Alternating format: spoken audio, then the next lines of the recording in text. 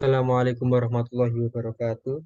Perkenalkan, nama saya Ahmad Soli Sidney dari program studi D3 Teknologi Mekanika Perkeretaapian Politeknik Perkeretaapian Indonesia Madiun. Di sini saya akan menjelaskan secara singkat tentang apa itu istilah-istilah pada sistem kendali. Yang pertama yakni masukan atau input adalah rangsangan dari luar yang diterapkan ke sebuah sistem kendali untuk memperoleh tanggapan tertentu dari sistem pengaturan. Masukan juga sering disebut respon keluaran yang diharapkan. Yang kedua, yang tadi masukkan adalah input, yang keluaran adalah output. Output adalah tanggapan sebenarnya yang didapatkan dari suatu sistem kendali. Yang ketiga, plan. Perangkat peralatan atau objek fisik di mana variabel prosesnya akan dikendalikan. Misalnya pabrik, motor, mobil, dan sebagainya. Yang ketiga, yang keempat, yakni proses. Berlangsungnya operasi mengendalikan suatu variabel proses, misalnya proses kimiawi, fisika, biologi, ekonomi, dan sebagainya. Yang kelima, lanjut sistem kombinasi atau kumpulan dari berbagai komponen yang bekerja secara bersama-sama untuk mencapai tujuan tertentu yang dinamakan sistem. Yang keenam, yakni diagram blok, bentuk kotak persegi panjang yang digunakan untuk mempresentasikan model matematika dari sistem fisik. Yang ketujuh yakni fungsi alih atau transfer function. Perbandingan antara keluaran output terhadap masukan atau input suatu sistem pengendalian. Suatu misal fungsi alih sistem pengendalian robot loop terbuka. Selanjutnya yakni sistem pengendalian umpan maju. Sistem pengendalian umpan maju juga disebut sistem pengendalian loop terbuka. Pada sistem ini, keluaran tidak ikut andil dalam aksi pengendalian sebagaimana dicontohkan gambar. Di sini kinerja controller tidak bisa dipengaruhi oleh input referensi. Yang kesembilan yakni sistem pengendalian umpan balik. Istilah ini sering disebut juga sistem pengendalian loop tertutup. Yang di loop terbuka, sekarang yang loop tertutup.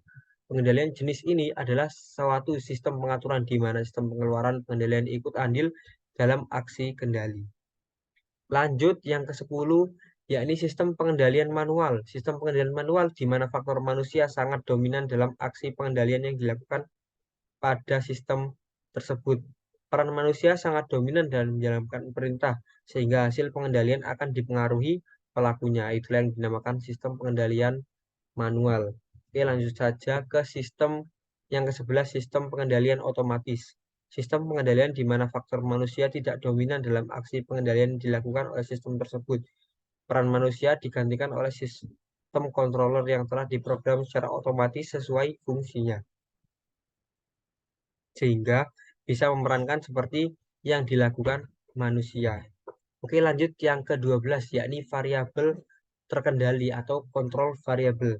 Besaran variabel yang dikendalikan biasanya besaran ini dalam diagram kontrak disebut proses variabel atau PV. Yakni yang ke-13 manipulate variabel.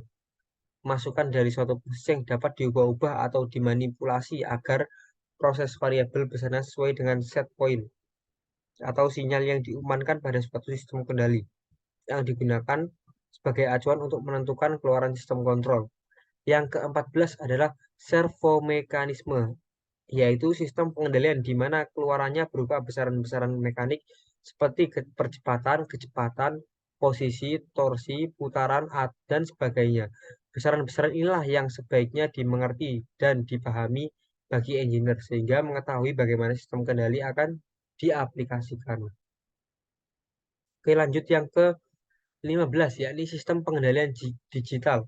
Sistem pengendalian digital atau otomatis terdapat komponen-komponen utama seperti elemen proses, elemen pengukuran, elemen controller, dan final control element. Lanjut yakni gangguan atau disturbance. Suatu sinyal yang mempunyai kecenderungan untuk memberikan efek yang melawan terhadap keluaran sistem pengendalian.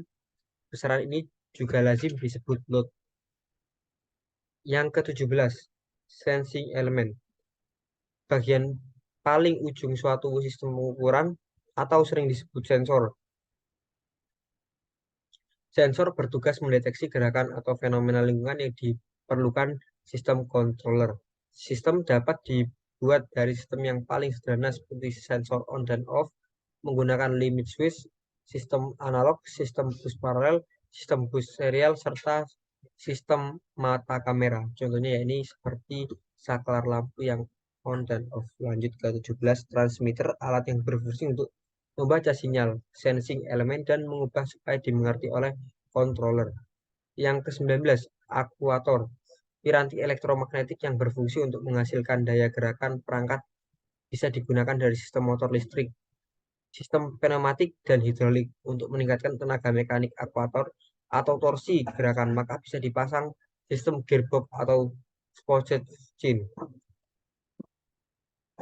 Yang ke-19, transducer, piranti yang berfungsi untuk mengubah suatu bentuk energi menjadi energi bentuk lainnya atau unit pengendali sinyal.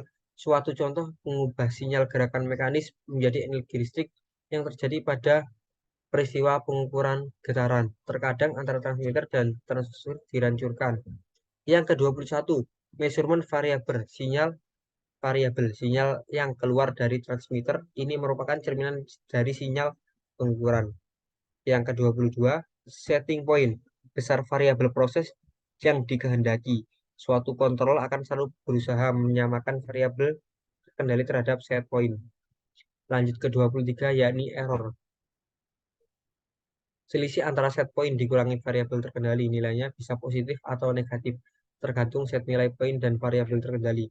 Makin kecil error terhitung, makin kecil pula sinyal terkendali kontrol terhadap plan, sehingga akhirnya mencapai kondisi tenang. 24, alat pengendali atau controller. Alat pengendali sepenuhnya menggantikan peran manusia dalam mengendalikan suatu proses. Controller merupakan elemen yang mengerjakan 3 dari 4 tahap pengaturan, yakni 1.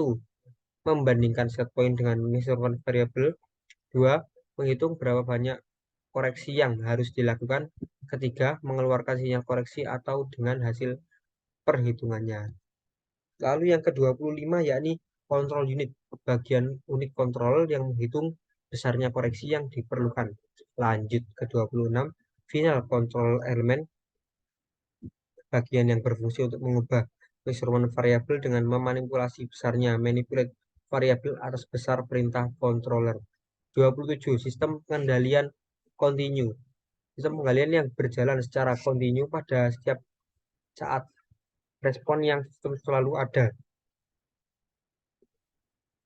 Lanjut ke 28, sistem pengendalian adaptif, sistem pengendalian yang mempunyai kemampuan untuk beradaptasi dengan perubahan lingkungan sekitarnya. Lanjut ke 29, sistem pengendalian diskrit atau digital, sistem pengendalian yang berjalan secara diskrit atau digital. Proses pengendalian tidak berjalan setiap saat, hanya pada waktu-waktu tertentu saja. Lanjut ke 30, respon atau rangsangan, setiap isyarat masukan yang dimasukkan dari luar dan memenuhi keluaran terkendali. Yang terakhir yakni 31, sistem regulasi otomatis, sistem pengendalian di mana output sistem dijaga agar sesuai dengan nilai input referensi yang ditentukan terlebih dahulu, atau paling tidak mempunyai selang yang kecil dengan input preferensinya. Sekian yakni penjelasan singkat saya. Wassalamualaikum warahmatullahi wabarakatuh.